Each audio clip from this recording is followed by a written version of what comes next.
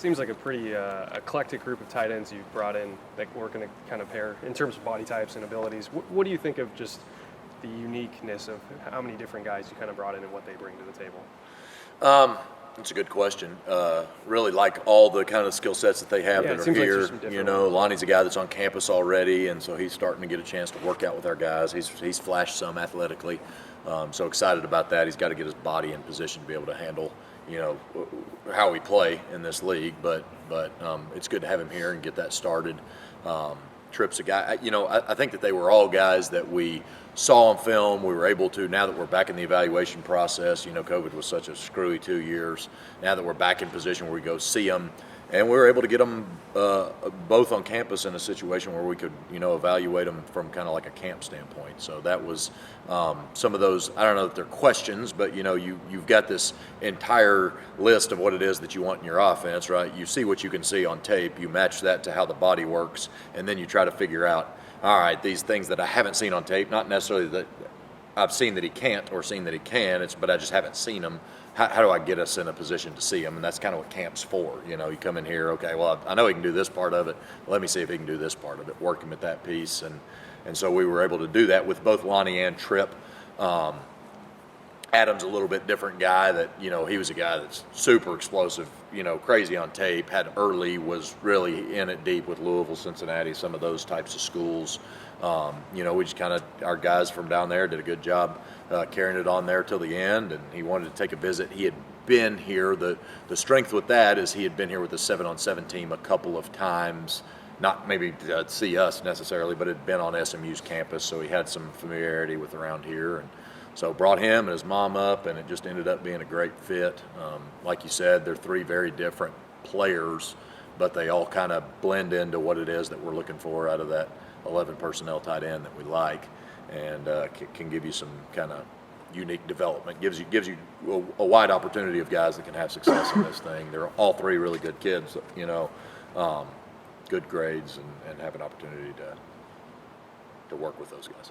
When you factor in the running backs you guys brought in, the offensive linemen that you brought in, right, does that change kind of how you guys are starting to plan for next year, just in terms of maybe being a little bit more run heavy, or just what you can even do with run schemes? Well, one thing that I think that Coach Lashley and I learned both early in our career is having a versatility. You got to fit the offense to what your personnel is, and the best coaches do that. The best coaches figure out what you're good at, and you do that, So there is conversation about what it is that we can do. We're still kind of in our self-scout mode right now of, boy, what were we good at last year?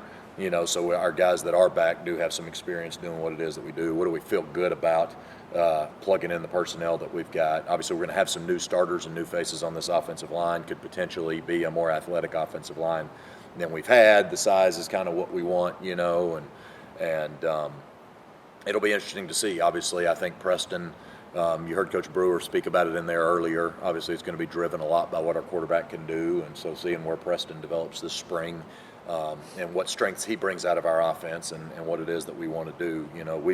We've really upgraded, we think, our athleticism for sure, and that's not just at receiver, that's also at offensive line, like you mentioned, at tailback. We really like those guys that are in here now, and going to generate some competition that maybe we didn't have that kind of competition edge last for sure, not last spring, and even some in the fall camp. So we'll have a chance to get those guys going, and long way around saying yes. I mean, I do think that we could do that, but we've got, we know what we want to be good at. We know what our core is. We know what's in our heart and our DNA, about what it is that we want to do offensively, and then we got to make sure that we do a good job of fitting our personnel to that. With the offensive line, you bring in a lot of people. You also have a couple guys, I think the 2 transfers that aren't here yet are offensive linemen. Mm-hmm. How do you work with them remotely and then make sure they're up to speed and create that competition with a couple guys with a lot of experience? That's limited, obviously, with what it is that you can do. We can do as much as we can virtually, and we'll do that. And I know we've sent them, Coach Grizz does a great job getting them information about what it is that our expectations are from a physical training standpoint when they show up on campus. Coach Justice will do a good job. And positionally, we all have to have some sort of, hey, this is the baseline information you need to know when you set foot on campus. That way, June 1st, you've got some awareness of what's going on. It's not just clueless to banging into stuff. You know what I mean? So, but those guys, their investment. R.J. Maryland walked on this campus June 6th of last year. Knew a little bit. Really wasn't very good. But as expected, went to vacation for 3 weeks and he studied his butt off. And I came back mid-July and he was an entirely different player just in a 6-week period. So obviously you saw how his season developed there. So.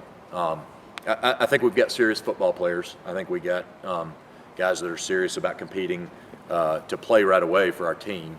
Obviously transfers, but even the freshman guys. And so, I think that we're recruiting the type of player that you want in an environment that's a hyper-competitive year-round environment. And so these guys are going to take advantage of that. You've been a recruiting coordinator. How tough was this year's process from a recruiting standpoint, organization, compared to things you've been a part of in the past? I don't envy it. I'm obviously was there. Coach Cooper and those guys did a great job organizing it. Both the Brown brothers, they're not really brothers, but they are both Browns, did an outstanding job. Our whole recruiting team did an amazing job, honest to God. And this transfer portal piece and what's become of, when we created this dead period over Christmas, and this has been 5 years ago, it was because, all right, we're done with our recruiting class. Everyone signed on the 3rd week of December, and then you catch your breath and then come back and start recruiting the next class. Well, now because of the mid-year transfer window, and then they've added this weekend where you can take transferred official visit, we just completely wrecked what was that dead period that we had created for, so now it became this year especially. And it was hard because we're going for, probably a more extensive roster flip than maybe that we'll be doing in future years to come, at least hopefully.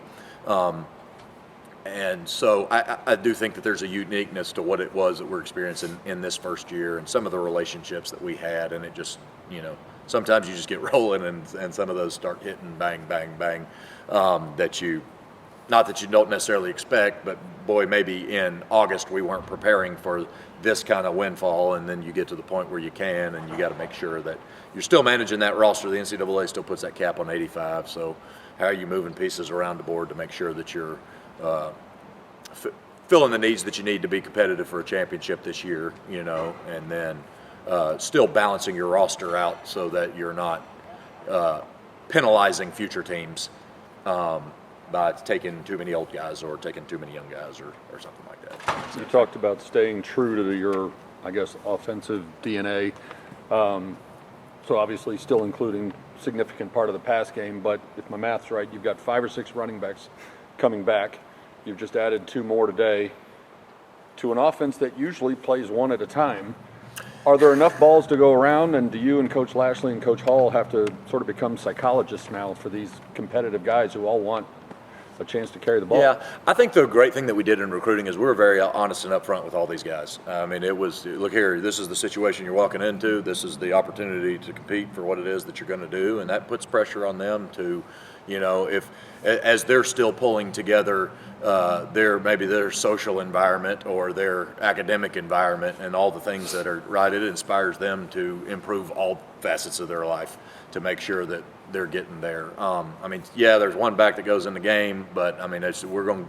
You heard Coach talk about having the opportunity to play a lot of guys. I think running backs put specifically a position where you can get to 3. We had 5 guys carry the ball last year. I don't think we want to have 5. I think that gets a little murky. But you can have 3 really downhill guys, particularly as fast as we play, and then with some third down help with what we're doing.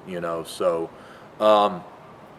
There's an element of that always. There's an element to coaching that you got to make sure that you keep these guys into it. But that's the best teams that are playing in college football right now are competitive every year, and the reason they're competitive every year is because the best players are competing against other really great players. Now you got to create opportunities, which I think we can do offensively and defensively, to make sure that these guys get opportunities to play once they've earned that. But I think what it does too is there may have been guys that played this past year more out of necessity than earned necessarily, and that's a fine line, right? And we got to be able to decipher between those two, where now we can, the more guys that we have that are capable of earning the opportunity to play pushes that competition more, and it'll make our entire team better ultimately. I think we were. Some positions are like that. Some positions are like the offensive line, where we carried 11 guys all year, and we had 12 scholarship guys the whole season, and we're 4 under, and we just lost some guys that left, with Bissing, with Joe and Owen and those guys. So it's in Jalen, and so we're down now back into under 10, and so you saw some of those big signing class numbers are just trying to balance the roster. The way we did that. That's why we took somebody like Hiron White, who's got a year to play, and somebody like P.J. Williams, who's got 4 years to play, and gives us an opportunity to balance some of those roster holes that were here, that we inherited. So.